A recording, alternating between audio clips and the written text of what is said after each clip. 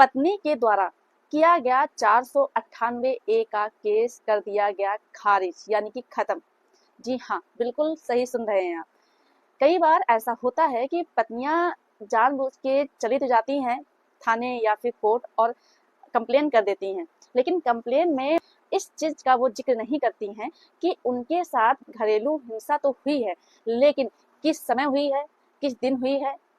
किस तारीख को हुई है,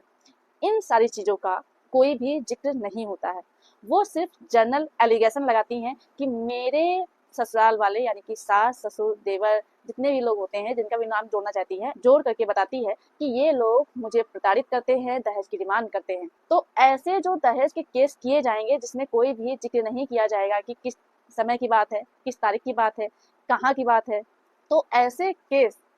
तुरंत खारिज किए जाएंगे। ऐसा ही एक ऑनरेबल सुप्रीम कोर्ट का जजमेंट आया है जिसमें पत्नी के द्वारा किया गया केस 498 का कर दिया गया खारिज। जी हाँ, तो आज आप लोगों को करना क्या है कि मैं इस वीडियो के माध्यम से पूरी जानकारी बताने वाली हूँ, तो आप लोगों को वीडियो पूरा अंत तक देखना है, तभी आप लोगों को अच्छे से जानकारी समझ में आएगी। दूसरा काम आपको ये करना है कि अगर आप नए हैं, वीडियो को पहली बार देख रहे हैं, तो ये आपका ही चैनल है, आप इसे सब्सक्राइब जरूर कर दें, साथ में बेल आइकन जरूर दबा दें, जिससे कि हम जो भी नई अपडेट डालें उसका नोटिफिकेशन आपके पास आता रहे और आप जानकारी प्राप्त करते रहें।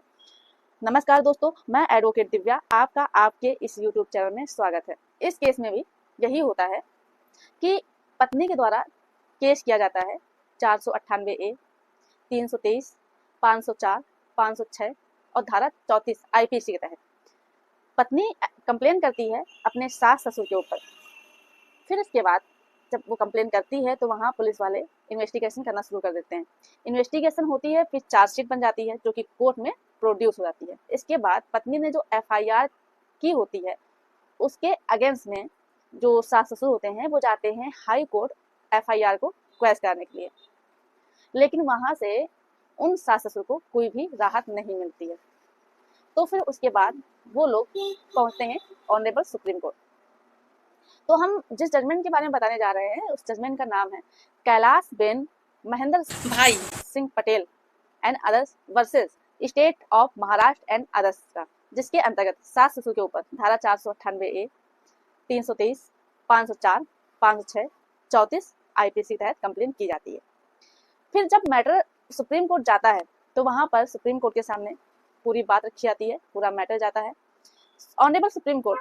दोनों पक्षों की बात सुनती है और फिर सारी चीजों को देखते हुए, सारे तथ्यों को, सारे फैक्ट को देखते हुए वो जो बोलते हैं वो ये बोलते हैं कि इसमें जो पत्नी के द्वारा एलिगेशन लगाए गए हैं ये एक जनरल एलिगेशन है कि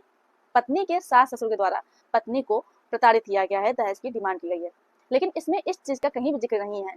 कि कब किया गया है, किस तारीख को किया गया है और किस स्थान पे किया गया है, जिससे कि इस तरह के एलिगेशन से पता चलता है कि पत्नी ने जानबूझ करके अपने सास ससुर को परेशान करने के लिए ये कंप्लेन की है।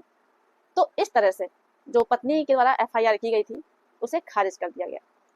दूसरी बात, ऑनरेबल सुप्रीम कोर्ट ने कहा कि 498A को लेकर के जिस तरह से महिलाएं उसका मिसयूज कर रही हैं उस पे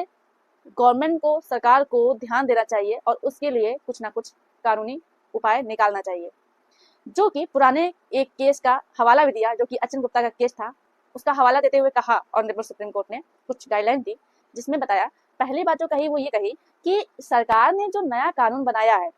तो उसमें जो 498A की जगह जो धारा बनी है उसमें सिर्फ धारा का जो संख्या है उसमें परिवर्तन हुआ है, लेकिन उसमें इसके अलावा कोई भी परिवर्तन नहीं हुआ है। जैसा 498A का था मैटर, वही मैटर बिल्कुल नई धारा के अंदर रख दिया गया है, जो कि सरकार को इसमें कुछ परिवर्तन करना चाहिए, जिससे कि जो महिलाएं 498A या फिर जो नया कानून है उसमें धारा 85 व 86 है उसके तहत महिलाएं इसका मिसयूज ना कर सके, क्योंकि महिलाएं तो मिसयूज करती हैं धारा 498A का, लेकिन दिक्कत का सामना उनके घर वालों यानी ससुराल वालों को उठाना पड़ता है, जिससे कि महिलाएं इस कानून का दुरुपयोग ना कर पाएं। इसलिए इस धारा में कुछ बदलाव करने चाहिए। दूसरी बात जो कही वो ये कही कि जितने भी लोअर कोर्ट है, हाई कोर्ट है, उनके पास अगर इस तरह के केसेस आते हैं जिसमें ये साफ पता चलता है कि पत्नी ने जो एलिगेशन लगाए हैं वो जनरल एलिगेशन लगाए हैं और जो भी एलिगेशन लगाए हैं उसके पास उस एलिगेशन को साबित करने के लिए कोई भी साक्ष्य यानी कि एविडेंस नहीं है, तो ऐसे केसेस को निचले कोर्ट में ही खारिज कर देना चाहिए, ना कि ऊपर तक भेजना चाहिए। इस चीज को विशेष ध्यान दें कि अगर साक्ष्य नहीं है और जनरल एलिगेशन है तो वहीं पर खत्म कर दिया जाए, ना कि लोगों को दौड़ाया जाए। तीसरी बात जो कही वो ये थी कि कई लोगों का ये कहना होता है कि जैसे कि कंप्लेन कर दी, पुलिस ने इन्वेस्टिगेशन कर दिया, इन्वेस्टिगेशन करने के बाद चार्जशीट बन गई और इसके बाद मैटर गया कोर्ट में और ट्रायल शुरू हो गया। फिर भी अगर ट्रायल होने के दौरान अगर इस चीज का पता चलता है कि जो एफआईआर की गई है ये गलत की गई है, बिना किसी सबूत के आधार पर की गई है, तो उसे ट्रायल के दौरान भी खत्म किया जा सकता है। ये चीज बहुत लोगों को नहीं मालूम है। तो इस तरह से ऑनरेबल सुप्रीम कोर्ट ने जो पत्नी के द्वारा एलिगेशन लगाया गया था सास ससुर के ऊपर, उसका जनरल एलिगेशन था और साथ में उसको साबित करने के लिए उसके पास कोई सबूत भी नहीं था, जिसके आधार पर उस केस को खारिज कर दिया गया और साथ में कुछ गाइडलाइन भी दी। तो ये जानकारी आप लोगों के लिए जरूर लाभदायक रही होगी। मेरे द्वारा दी गई जानकारी अगर आपको पसंद आई हो, आप इसे शेयर कर दीजिए ज़्यादा से ज़्यादा लोगों को, लाइक भी कीजिए। दूसरी बात, अगर आपके साथ भी अगर इस तरह का कोई केस किया हुआ है और आपकी पत्नी उस चीज़ को साबित नहीं कर पा रही है, जो एलिगेशन लगाए हैं, ये जनरल एलिगेशन लगाए हैं, तो आप भी इस जजमेंट के तहत खुद को न्याय दिला सकते हैं। आपसे रिक्वेस्ट है कि अगर आपने अभी भी चैनल को सब्सक्राइब नहीं किया है तो यह आपका ही चैनल है, आप इसे सब्सक्राइब जरूर कर दें। धन्यवाद।